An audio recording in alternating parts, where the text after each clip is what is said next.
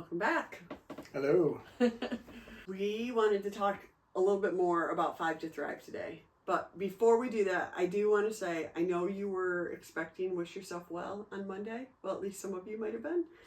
But it didn't show up, but it's coming. I might have had a small freak out and needed a little extra time to align myself and figure out what I was doing going forward. But it's coming.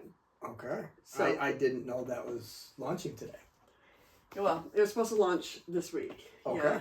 But Or this week, yeah. yeah. But anyway. Huh. And the goal would be that I would get a little bit, we do these things kind of in real time most of the time. So if we get a little farther ahead with some of that, that'd be good.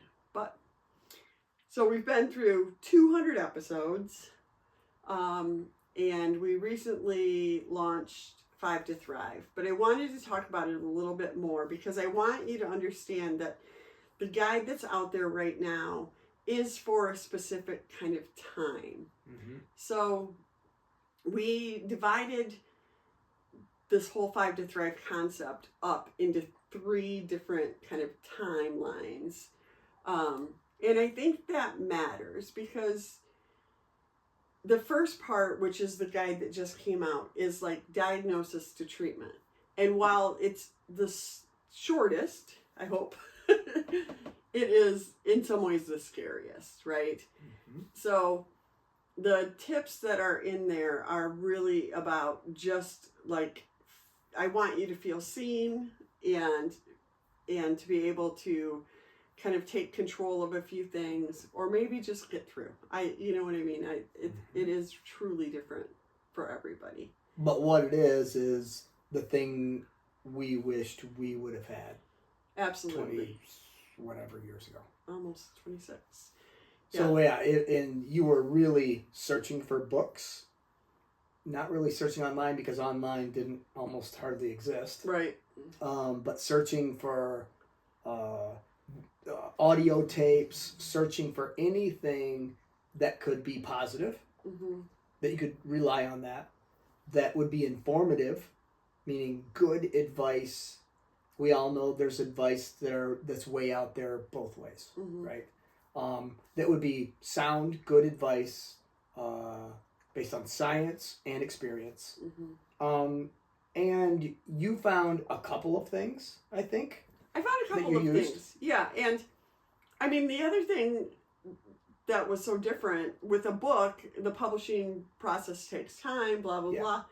Some of these people would be dead by the time that I was reading them. I was like, that was kind of my first precursor was, are they still alive? And that's terrible, but it was very true. Yeah.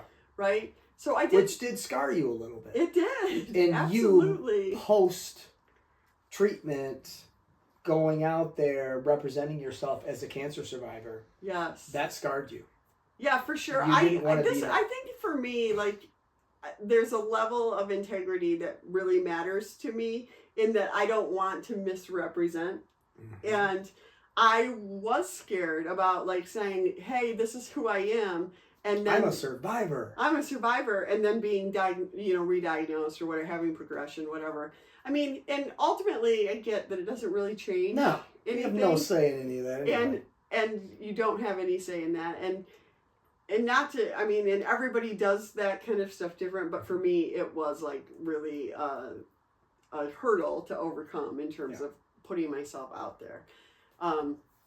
Now, 25 years later, I'm much more comfortable with saying, okay, I've lived with this for a long time. But the first couple things that I found, I remember finding, first I got mailed a cassette tape. Like, let's be honest, Bernie Siegel. So funny. I was talking about that. I literally just ran into the woman that it was her relative that sent it to me. But like that was just, Bernie Siegel did like Love, Medicine, and Miracles, I believe was the name of his book. But he was kind of early, I don't know if he was truly integrative, but he really did believe that what you were thinking made a difference in how you felt. So in how you kind of came at things. So that was really helpful to me. there was another guy that I remember his name. His name is Greg Anderson. I can't remember the Cancer Conqueror, I believe is what he called himself. And he was super helpful to me. And I actually ended up meeting him. And honestly, I don't know where he is, if he's still around or not. But he was, he had been diagnosed. And I remember that the doctor told him that the tiger was out of the cage. And I'm just like, who are these doctors? Like, you know, like, get your affairs in order. The tiger's out of the cage. Like, this is like your moment to, like, yeah, you know, yeah. like, oh my gosh. You can be so impactful in a positive way, and you choose not to. Yeah, you choose to be like just an ass about Whereas nothing good can come from A, stating the obvious, right, and B, putting a negative thought into a patient's head. it's mind blowing, isn't it? Yeah. But anyway, he was really helpful to me, and he was a person that it wasn't. This is the other thing I didn't like. He was a guy that kind of was like, find what makes you feel better about yourself, like feels like you're doing something. I did always shy away from the people that were like, do this, like, here is the recipe, you know, this is it specifically, or this is the miracle cure. That's a little bit you, though. What do you mean? Some people are starving for that. You go, F you, you're being too forward, I'm going to figure it out myself a little bit. Well, I just feel like that's just your personality. I feel like maybe it is my personality, but also, like, I mean, if you're telling me that one thing is going to be the cure for cancer, I kind of go, then why isn't it cured? Right? Reality. Yes, you live in reality. Yes. I mean, I remember when I was first diagnosed, the big thing was SEX tea, which was this tea that somebody had come up with, and you know what I mean? And it's like, again, I don't care if it's not harmful, have at it. I don't care what you do, you know what I mean? But also, I just felt like if it's, sometimes the specificity of things was like, oh, that's too much. And then also, I feel like you also have a life to live. So I want whatever you're choosing to do to be adding to your life, like in the day-to-day, if that makes sense, versus feeling that you're depriving yourself and that all of these things. That's not the life that any of us, you know, especially those of us with cancer, you know, we're being told that we might not have as many days on this earth. Live them. Like I want people to live it to their fullest. So if it feels empowering and good to tackle some of these things from the kind of the 5 areas, that's what I want. That's what I'm hoping for. Getting back to, I mean, you also got a lot of nutrition advice from things you read. Sure. From things other people read. That too. Local people that were a little bit more knowledgeable in that area at the time with the whole food type of stuff. Yeah. From Block. A lot of very specific for a specific reason because of treatment.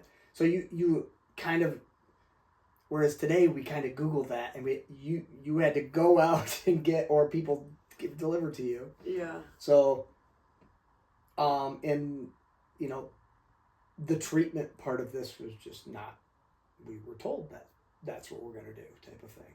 Yeah. But now what you created was a one-stop shop, pre-diagnosis to treatment, or diagnosis to before you're starting treatment. Yeah. Well, a one-stop shop where you have taken what you believe were some of the most important or most impactful things that you experienced into one guide. Yeah, and I think so. Let's go back when we first started doing this series. We kind of said what were the areas, what were the things that we felt like were the most impactful, and still are, right? Like what, and those were that's the 5 to thrive, right? That is the physical, the mental, the nutrition, the medical, and then the support, right? Yeah. But then we also, as we got talking about it, we were like, wait a second, it does change depending on where you're at in all of this. Because we were giving examples to ourselves and going, we're putting this thing together. And it just was too big. And it was like, wait a minute, but not that. I mean, that person's not thinking about that. Exactly. So it just made sense to chop it up into 3 parts. Right.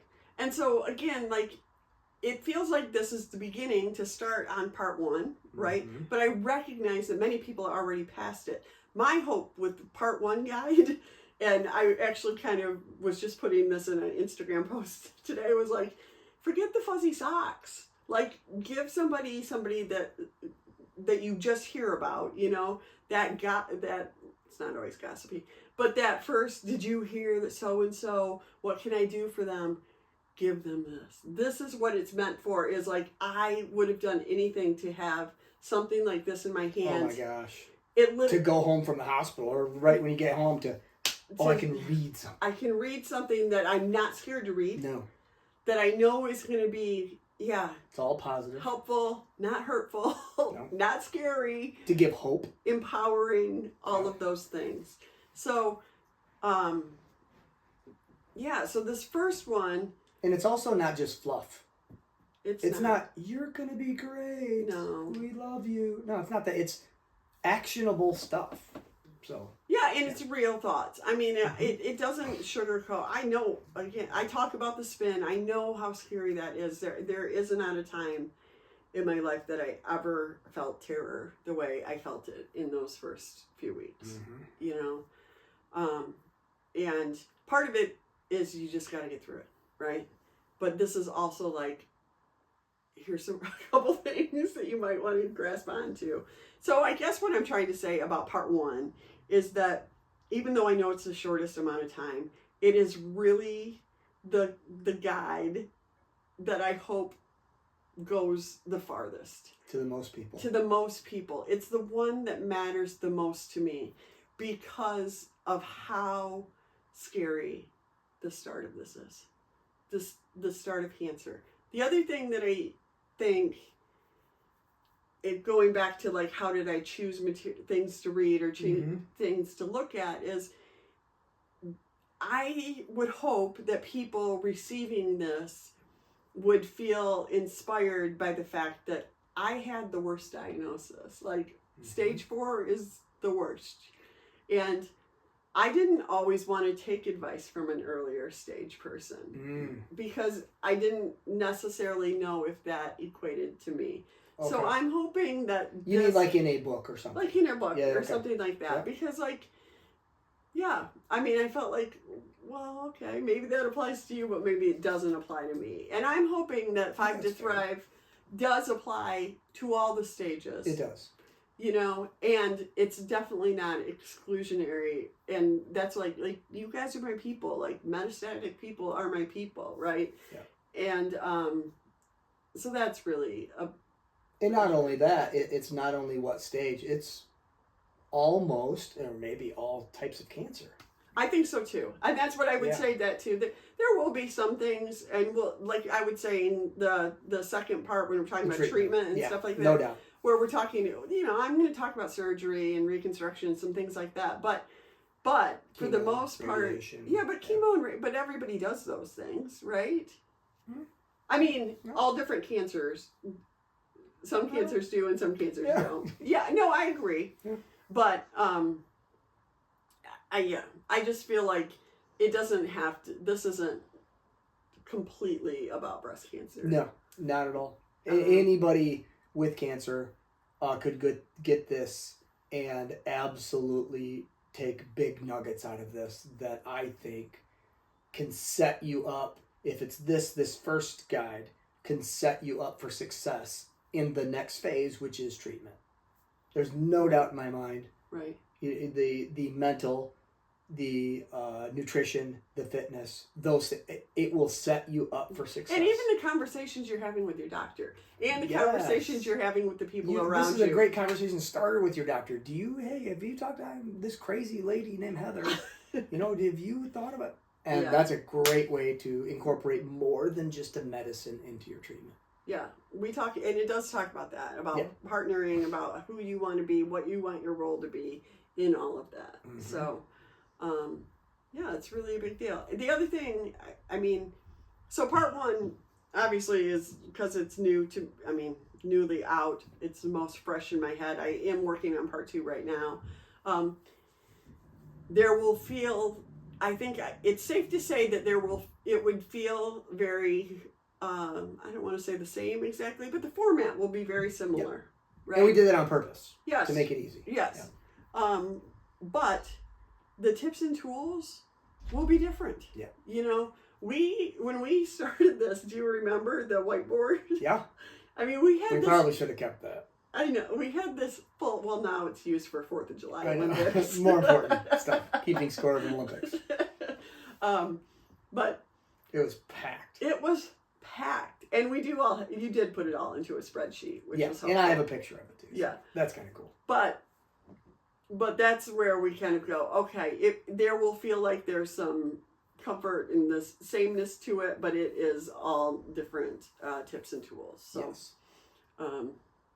And again, some of it may not be applicable to your type of cancer, your stage of cancer, your treatment that you're doing. It just won't be. But most of it, though, is applicable to everybody. Yeah. You know, it doesn't matter what type of cancer you have. Honestly, probably doesn't matter if you have cancer. The mental side and what you talk about in there is everybody can benefit from what you were able to do. And again, you did this on your own without anybody going, hey. I mean, for the most part on your own, but. Yeah, well, I mean, yeah, I would say the other thing is the third part, I've been calling it post-treatment. I might change the title of that before it comes out because, I don't know, what do we call ourselves? Because we're not post-treatment. Survivors. We're, on some not sort survivors. Some sort survivors. But we're still generally getting some sort of medicine or whatever. So driving. Okay, whatever. It's cold flies to drive. We've talked. It's funny. This Thriver conversation's been on the table. I remember having it 15, 20 years ago with Bev Vogt from Breast Cancer Wellness, and I feel like it has definitely had an impact, and some people really embrace it being called the Thriver. And I like it so much better than Survivor. Me too. You convinced me of that. Yeah, me too. Just to survive. I mean, that's good that we're surviving, but let's do more than that, right? Mm-hmm. I tend to say living with metastatic disease, but the ins and outs of that, you know what I mean, and are just there. In the mainstream, it's still going. You're all going to be referred to as survivors, right? Mainstream, that is not going to change, right? Until I don't know. So part two will be more focused on getting through those bigger treatments, the things where you really do feel like, oh man, it's cancer every day, all day, or it's, at least this routine of that. It's all of those things. Part 3. But again, in the same 5 areas. In the same 5 areas, absolutely. While you're in treatment, that's the focus of. Yep. How does nutrition change in treatment? How does fitness change in treatment? The mental side of it, how can that approach be a little bit different now that you're in treatment? That's what this is set up to do. Yes. And then the third part will be thriving, but also it's scary. Yeah. So scary. You're still changing now. There's still changes now, whether it be a medicine, whether it be a routine, whether it be your body, whether it be, just mentally how you're looking. You continue to change. Obviously, we change without cancer. Now we got cancer in there. There's never like this is who I am now post-treatment. I think it's ever evolving. I agree with that. I think what happens though is like you get into treatment and you do it for a while, and then you rely on, at least for me, I relied on that as like, that's doing its job, that's killing cancer, that's all of those things. And then it's like, oh, we're done with that. And you're like, oh, wait a second, then what's killing cancer? And how do I handle this? And how do I re-engage with life? And what do I want to re-engage with? And what don't I want to re-engage with? And I mean, you know, I'm a different person and everybody thinks I'm still me, or, you know, there's so many things with that next chapter also. And I mean, what a privilege to be able to have those problems, right? To have to think about those things in terms of, yep, you made it through some really tough things, but it doesn't come without some challenges. Some, lots. Yep. And those challenges change. That's what I'm saying. Yeah, and that's the thing too. I was just gonna say, even so, what I think, what also, you know, we use the term first world problems. I think that's kind of where you start to also negotiate, like, oh, wait a second, I had this double mastectomy and now I have this reconstruction, but like my chest doesn't feel like me. You know what I mean? Whereas before you're just like, I don't care, take it off, get it on, all that stuff, and then you because maybe you're not on fire all the time and not constantly worried about the cancer, you take a look around and go, wait a second. I would like to get a little bit closer to normalcy. Yeah. And every year, but every year out from that, you want to get a little closer to normalcy. Some things are not attainable anymore. The breasts were removed. Right. I mean, you cannot go back there. But other things, whether it be a job, a hobby, things like that, you maybe can slide into that. Whereas a year out, you couldn't. It's just ever evolving, and it's not easy. And people don't know because it's not visible from the outside of you, all of these changes. And well, the other thing that, you know, we've talked a little bit about lately, but also just, you know, your communities, the people around you, we're all built for homeostasis, right? To return to normal.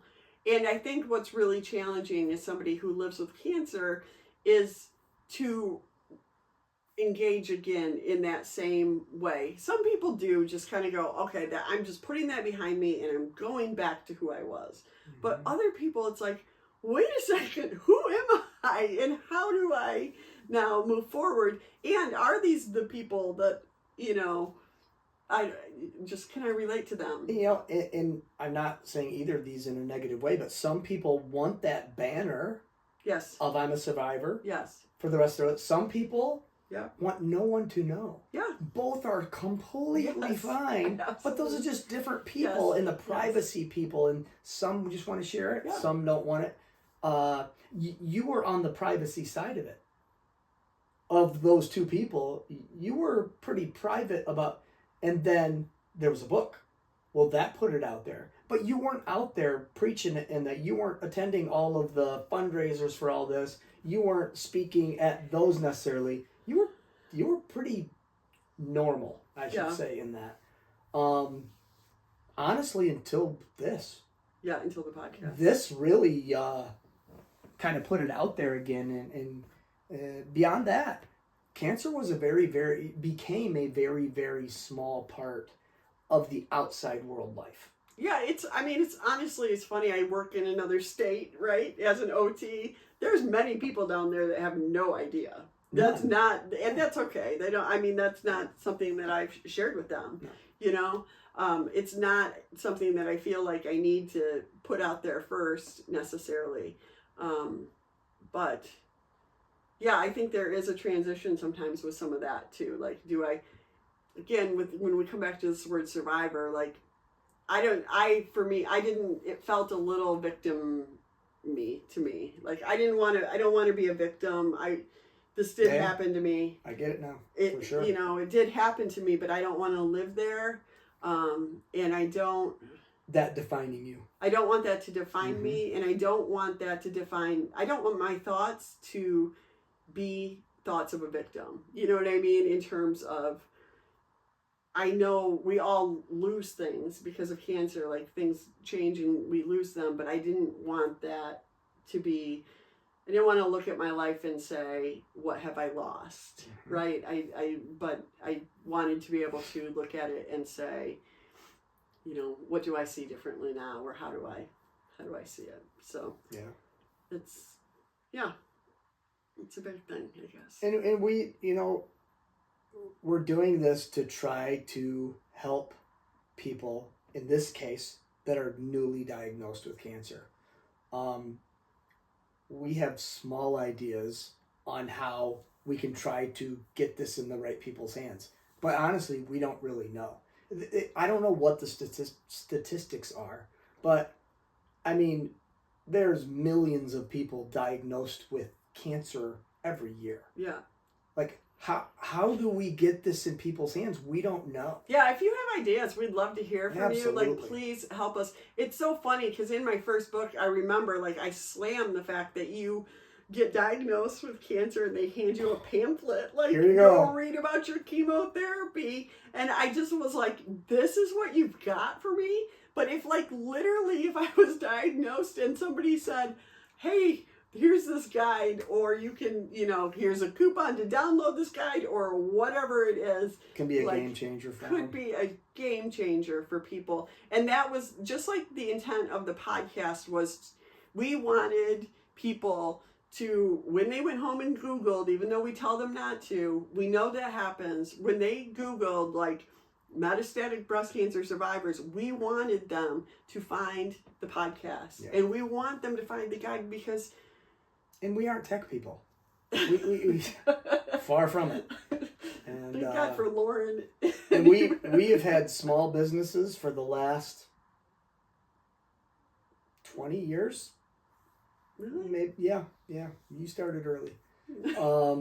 Heather has had more LLCs than anyone should have. Those are really easy if you're wondering. They are, and she's got a lot of them. But we suck at selling. Yeah. It's not our forte. We are R&D people. We are brainstormers. We are doing that. We love the creation of things. Creation is and awesome. Everything that the things that we produce because we're passionate about getting, like, solving a problem, helping people. Yeah. So, and both of us are the same. That's not good. That's not good. When you're trying to do something, you need somebody to be okay, let's carry. I'll take this and run with it. Yeah. Neither of us are those humans. Yeah. So the fact that this came to fruition and we finally, like, okay, here we go. Yeah. Yay us. Or yay you, because you did it. But we don't know the next step. So if anybody out there has expertise in this, and how do we get it? Or if you just to the right people? Talk about it with people at your cancer center. Oh, for sure. All of that kind of stuff. Please do that. Yeah. They send them to the website. Happy to talk to them anyway. Yeah. How do you get this? You go to heatherjost.com and it's at the bottom. You scroll down. It's just a download. It is available on Etsy. I'm trying to get it on Amazon. Okay. So, yeah, we'll just look at some different things, but ultimately, our goal has always been the quicker that people can find out that that it's not all gloom and doom, that they can, live with metastatic disease. That can be done. The quicker people can have hope, the better. It's not going to shorten the process. You still got to go through all the feelings. We get that.